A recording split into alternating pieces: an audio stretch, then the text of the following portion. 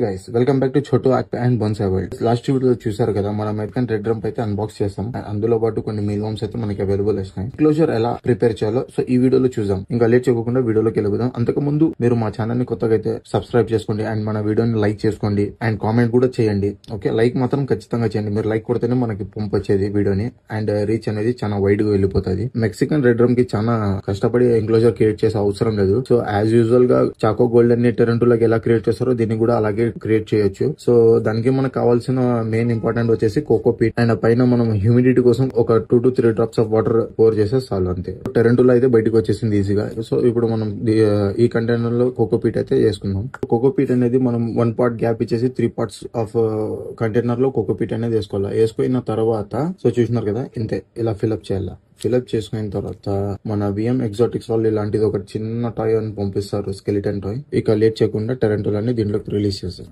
So దీన్ని settle అవ్వడానికి ఒక 2 to 3 days అయితే టైం తీసుకుంటుంది. సెటిల్ అయిన తర్వాత మళ్ళీ ఇంకో వీడియో తీస్తా. సో ఈ వీడియో మీకు నచ్చిందని అనుకుంటున్నా. నచ్చితే ఈ వీడియోని లైక్ చేసుకోండి అండ్ మన వీడియోని పంప్ చేయండి అండ్ సబ్స్క్రైబ్ చేసుకొని కామెంట్ చేయండి. ఓకే, నెక్స్ట్ వీడియోలో మళ్ళీ కలుద్దాం. Until then bye.